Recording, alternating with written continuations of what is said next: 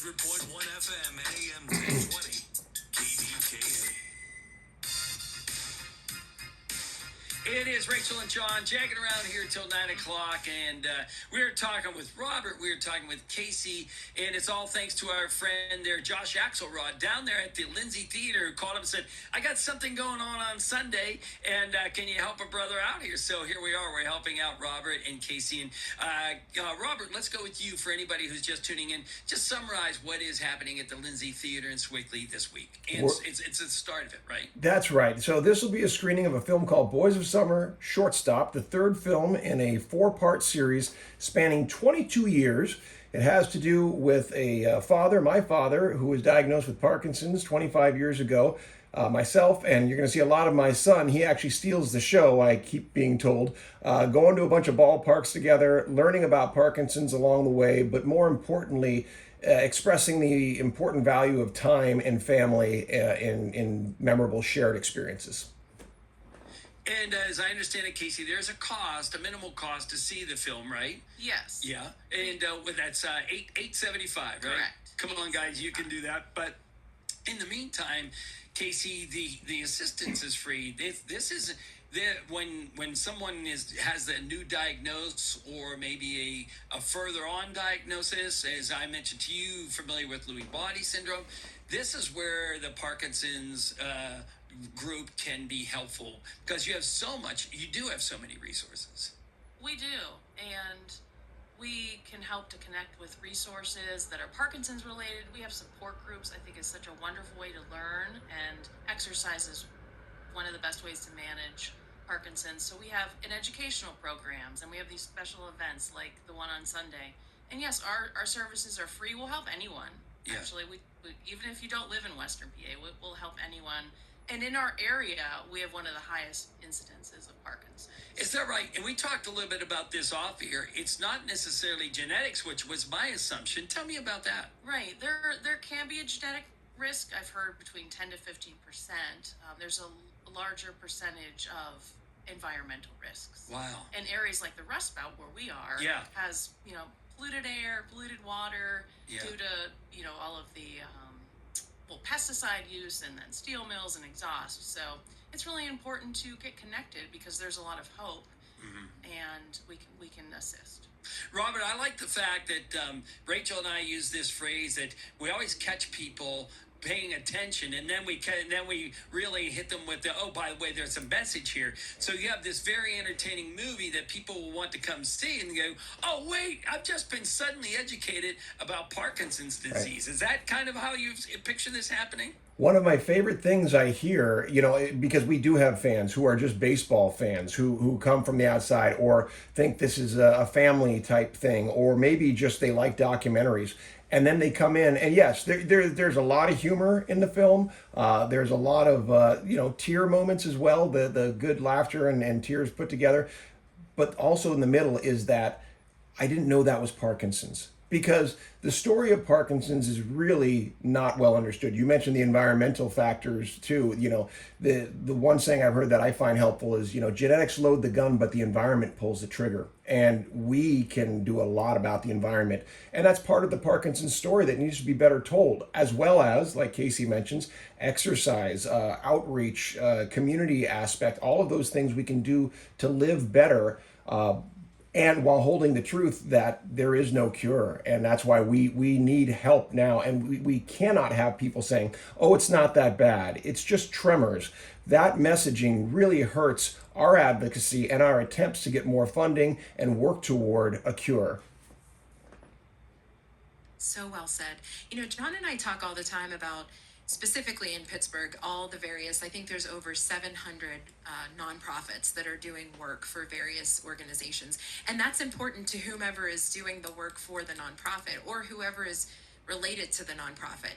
But it's work like this where, again, that relatability factor plays a part, because you can understand it, you have that heartfelt feel behind it, and you can explain to somebody else who may not have known about this. That part is important. And I heard John talking about, somebody may want to see the series and then say, oh, and I'm also helping. That has to feel good. Do you get that kind of response from people? Absolutely, yeah, that exact thing, because we're using a medium that is meant for entertainment, and by the way, if the movie doesn't entertain, it doesn't pass the message. So yeah, it better be fun, it better be challenging, it better do all the things that great storytelling has to do. And yes, to get that from people who come from the outside and then realize, wait a minute, I did good. I voted with my dollars, as it were, and now I become a vessel that is going to spread that message differently. Because the really important thing to know about Parkinson's is that we're all at risk, and that's by breathing, that's by drinking water, that's by eating food. So since it's the fastest growing neurological disease in the world, and we know so little about it, even after all this research, we all need to pay attention. And again, we all have to become part of the family to say, even if it's not in my immediate blood family right now, I want to make sure it doesn't become part of my family. Yeah, and Casey, for you, like, not only I may not have somebody in my family right now that has Parkinson's disease, but what's the chances? What is my 1 in 3 that I'm going to run into somebody or have a family member down the road or a neighbor? How close He's is throwing the that statistic relationship? card out. Yes, yes. Yeah. I might have to get back to you on that one. Okay. It's 1 to 2% of those, I believe, above the age of 60. But Is we that need to right? fact check. Wow. Yeah. Yeah, I would have never. I mean, to me, that just seems like a lot. I mean, 1 to 2% of everybody is. Well, and you think about this area too, not just the environmental, but we have a larger aging population. Yes. So that naturally increases our risk. But I do need to fact check that. Okay. So I That's appreciate John's that not usually a challenge. factor, so I'm pretty surprised. I have a much easier softball question for you. You are a Sewickley native, and Yes. so we love having Josh Axelrod, who again, kudos to him for us all convening, and he comes on to tell us about the amazing things that are happening at the Lindsay Theater and Cultural Center. So talk about why that, for somebody who hasn't been there. You heard us on the last segment talking about the procrastination destination. The Lindsay Theater could very well be a place that somebody has not been, so this is their opportunity to go. Isn't it lovely there? I've seen so many things. It is lovely, and it's a little bit of a best kept secret. We Yes. don't want it to be a best kept secret because these community theaters are so important. Yeah. Yeah. It is so And true. Really, really, really. Here we go. Here we Here go. we go. What am I going to say? Really? Good popcorn. Good popcorn. Yay! Oh my God. I'm sorry, the Robert. popcorn's You know, your delicious work is there. super important, Yes. Robert, but John loves the popcorn at the Lindsay Theater. So. No, you're hitting the right is really buttons. good. I mean, any event, and Casey knows this too. The way to have a successful event is to give people food, or to let them know that really good food is there. And as a guy who is a theater junkie like you, who worked in a theater basically for popcorn at one point in my life, I'm with you. I make sure to always order the jumbo size because there's a refill at the places I go, so I can take a bucket home with me. Yeah, that's Yeah. good. And playing the part of John Chamberlain Right. is Robert Cocker. Yeah. So one more time, I just want to make sure everybody understands why this is so important. It is Friday, Pittsburghers. You need to make sure that you are looking at the rest of your weekend and you are preparing, because on May the 17th, which is Sunday, is this event that we are talking about. It is from 1 to 2:30 at the Lindsay Theater. And if you can't see Robert, if you're just listening, you are going to be able to see him because he will be making a very virtual but appearance so that you can have that relatability factor and how this has been so important to him. And you will be seeing The Boys of Summer, and this is the third in the series of 4. So we will be in suspense waiting for this to play out. Robert, thank you so much for joining us. Where can everybody find out more information about you? You bet. The easy website for the film is bosmovie.com, as in Boys of Summer, bosmovie.com. Easy enough. Thank you so much. And Casey, where can everybody find out more information? Oh, yes, pfwpa.org.